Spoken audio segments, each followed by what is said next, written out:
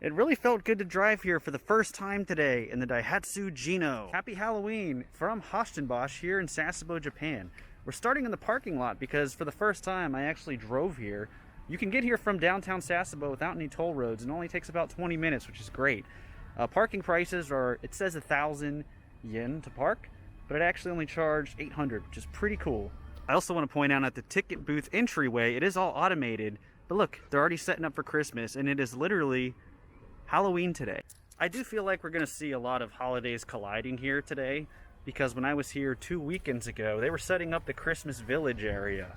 I'm sure that's probably done now, so we'll see a little bit of Halloween and Christmas. Here's the way to the main entrance of the park. I'm showing this because normally I take the train. This is the long path to the train station. When you come from the parking lot, it's just right here, a very short walk.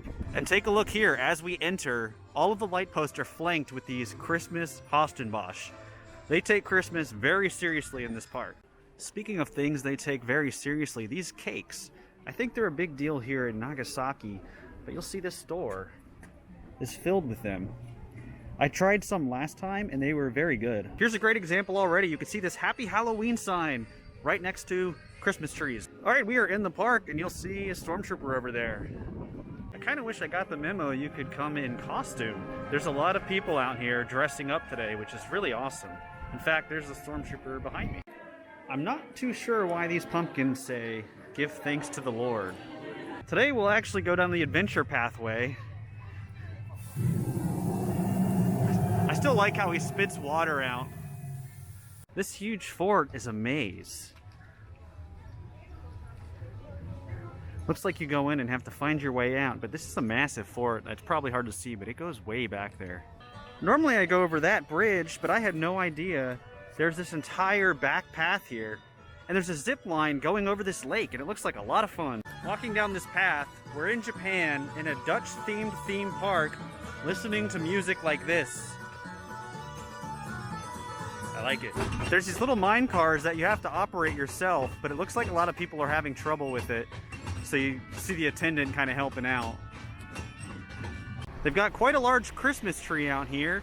This looks like the same size as the ones they were building in the square, which is over here somewhere. We'll check that out later. Here at the flower shop, I noticed this one right here with this little rabbit.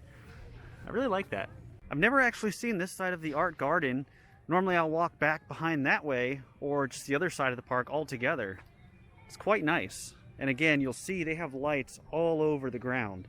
So at nighttime it'll really look spectacular. It is funny to see this bridge area during the day compared to at night last time where they have all of the lights underneath the water and the water effects coming up too. It's completely different. I still need to check out the Dom Torin one of these days because they have like a lounge and then an observation deck. I feel like I'm seeing a lot more Christmas so far than Halloween. I know Christmas is a big event here. That's where all the awesome pictures at night are taken during the holidays, but I don't know, it seems like Halloween isn't getting that much love.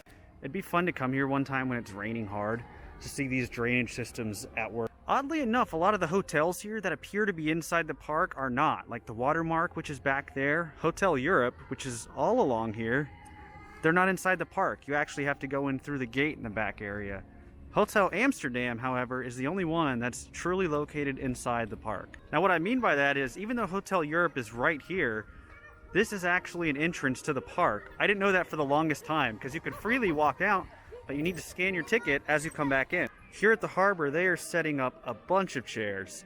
I was trying to figure out what it was for. It's a costume contest, and it starts at, I believe, 3:30. So, big Halloween event going on. What's really cool about this harbor terminal here is it's not just the Thousand Sunny you can check out, but there's real boats here that will take you to Nagasaki Airport. I feel like tonight, this Halloween section with all the pumpkins is going to be really popular. Unfortunately, I don't think I'll be here that late. Walking down streets like this really makes me think of Virginia or Annapolis, just one of those old American colonial towns. And just to add to the aesthetic, you have a horse going by. People are getting ready because the costume contest is going to be starting soon. It's pretty wild. See, there's even a Darth Vader. Kind of cool seeing two boats at once as we walk past Hotel Europe back into the main park. That's a cool little bus. Let's go check out what's going on over at Amsterdam Square. This is one of those rare moments where nothing's going on at the moment, but you'll see on this board, they have some kind of performance every hour all the way until the park closes at 10. I've never seen this little sculpture here, but these little pumpkin guys are great. Got one there, there, and here's another one. It's so easy to get lost here, just endless rows and rows of buildings. Just stepped into a place called Castle of Cheese. Only reason I'm walking in here is because I haven't been in here before. It's quite large. I came into this store last time to buy some cakes and they were delicious. One of them was this right here, and that one looks really good. What I didn't notice or even know is that they bake it all here. I know the packaging says Huis Ten Bosch, but I had no idea it was actually being made here. Here's the other one I got, and it was really good. I didn't warm it up, which you're supposed to do, but you can see the chocolate right in the middle. It looks like the Autumn Wine Festival is still in full swing. I'm not entirely sure how long it lasts. This Mont Blanc, which looks like pasta over a mountain of, I don't know, cheese or something. Whatever it is, it's insanely popular. That's what this huge line is outside of that little shop up there. Everyone's waiting in line to get this. The Burger Shop Dam is the only restaurant I think I've seen that's Halloween themed so far. Just walking on by, I noticed this skeleton just kind of hanging out. Take it back, this skeleton is the one that's hanging out. Something I've never really noticed or put too much thought into before is there's like a crossroads here for the gondola boats and the regular boats. I always just kind of imagined there being one long river, but it splits off into 4 different directions. Just realized there's these stairs here. Looks like we can get right up to the water. Looks like you can just walk right up here to the edge. There was a bunch of fish in here a moment ago, but they swam away as soon as I walked up. Looks like here comes a boat. Fantasity of lights. Really excited for that area to open up. There's our friend the giant robot again. I still really want to do this Horizon Adventure thing, even though this picture out here is incredibly faded. It's kind of like Twister over in Universal Orlando, at least when they used to have it. I'm kind of lucky with the timing. The Horizon Adventure is about to start now, so let's check it out. Alright, Horizon Adventure was about 10 minutes. Basically a lot like Twister at Universal Orlando. Even the benches, you get to sit down, that's a plus. The benches move around, which is kind of cool. No fire or wind effects, but plenty of water to go around. And there's like a backstory going on about these kids in, I would guess Germany, but it's all in Japanese, so I don't know what was going on with the story. It was pretty good. The whole side of this building has this massive tree. That's a good way to do a tree on a budget. Just put it right on the side. We're heading into the Christmas Village area. This has definitely been added since last time. It's really cool to see these old style vehicles here. It just has that Christmassy feel. They got all the presents on top. Giant bear. The trees are all complete, and what's really cool that I didn't really think about or kind of forgot was that this opens tomorrow. This car is really cool. I feel like you don't see cars like this anymore in America. And with the Christmas decorations, it just really adds.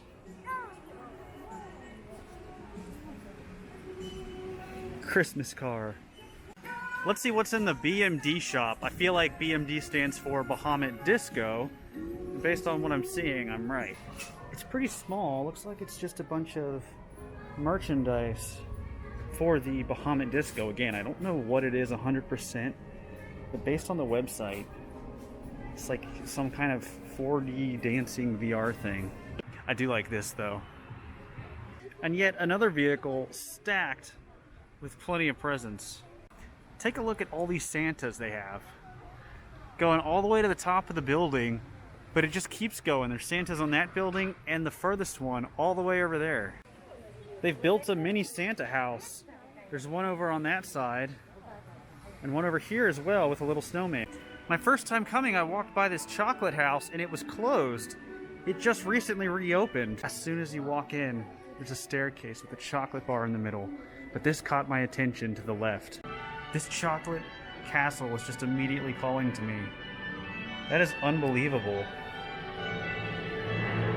And it's real. And it smells amazing. All of this made of chocolate. And There's like a dolphin here with a helm. Another chocolate sculpture.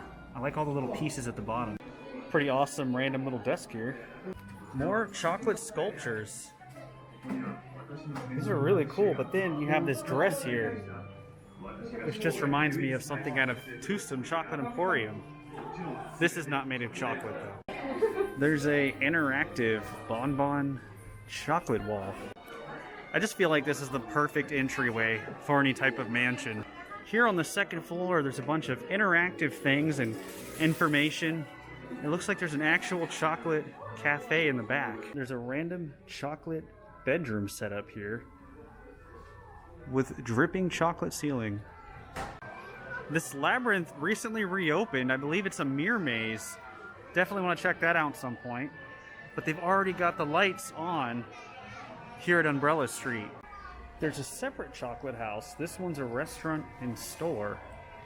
What drew me in here is this chocolate fountain they have. It's interesting because a lot of the chocolates here come in these different cans. Ruby chocolate, I wonder what that one is.